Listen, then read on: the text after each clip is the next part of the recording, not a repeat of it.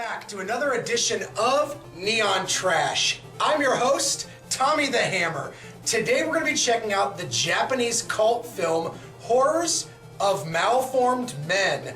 Now this film has been on my radar for quite some time now, many years to be perfectly honest with you guys, but I've never gotten around to actually watching it, and recently when me and the crew went up to Strongsville, Ohio to check out the Cinema Wasteland Horror Expo, well, I finally got myself a copy of it on DVD. So to say that I'm stoked to be checking out this flick finally is somewhat of an understatement. You guys know this routine.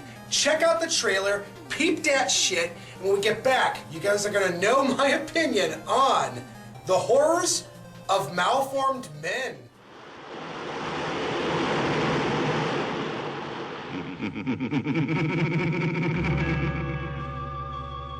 俺は奇形人間の王様だ。美しい女どもを奴隷にして好き放題に暮らすのだ。正常な赤ん坊や年寄りを集めてきてはこんな奇形人間を創造してきた。ここでは片者は解放されて奇形人間の天国になるのだ。お前たちのようなまともな体のやつには俺の苦しみがわかるものか。世間の白い目、高貴な目、堅固の目、長小軽蔑。俺はそんなことにはびくともしないのだ。いいか、お前たちはもうここから出られない。貴様もだ。みんな奇形人間になるのだ。俺はその日の来るのを待っていた。世界のどこにもないような奇形人間にするためにな。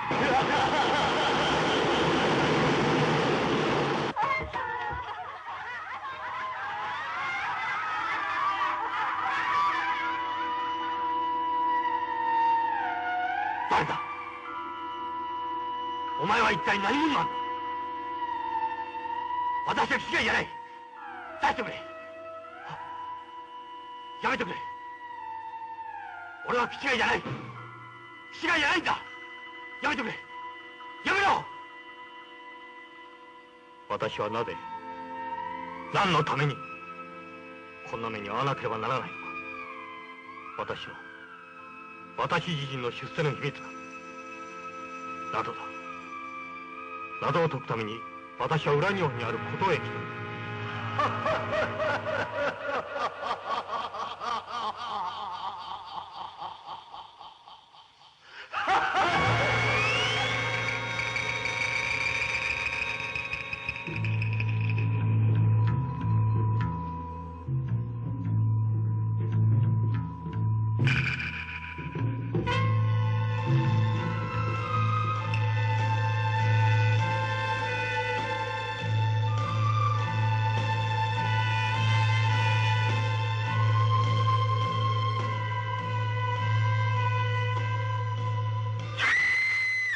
As I was watching the movie The Horrors of Malformed Men, a thought occurred to me that I don't really fully understand necessarily, but it was something that kind of rang true throughout the entire viewing of this movie. Influences, for directors, actors, screenplay writers, and set designers can all be apparent throughout the decades, and you can actually see what influences directors down the line. The movie Horrors of Malformed Men is definitely ahead of its time. Now, that's not to say that everything about this film is perfect.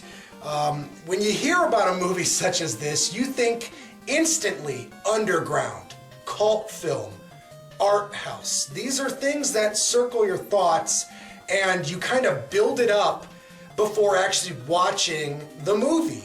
And yeah, this movie's definitely avant-garde, artistic, nightmarish, outright weird in parts, but at the same time, it's a product of, the decade that it was made during. This film came out in 1969, and there's moments of the movie where it feels distinctly of the 60s going into the 1970s. That being said, there's also parts of this movie that feel like it transcends its decade, and that's why I feel like this movie is significant. There are moments that make you forget it's a film from the late 1960s, and you just kind of take it for what it is.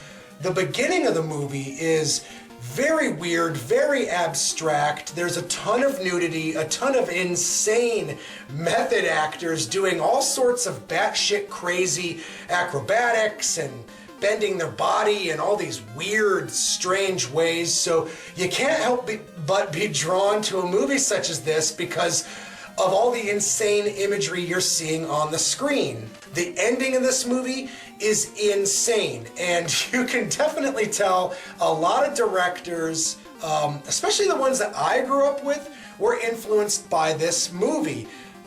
There's a scene at the beginning with a malformed guy in all white and long black hair that looks distinctly like the creature in the Ring series. Later on in the film, there's colors and deformities that kind of hark back to Stuart Gordon's The Reanimator. I liked what I was seeing. I liked the actors. I liked the weird fucking music. I loved the colors. I liked the chances this director took with this movie, especially considering the time period that it came out during. And yeah, I think this is an excellent movie, perfect for anyone looking to add a bizarre, old school Japanese cult film to their personal collection. And out of 10, I think I could award The Horrors of Malformed Men a solid 7.5.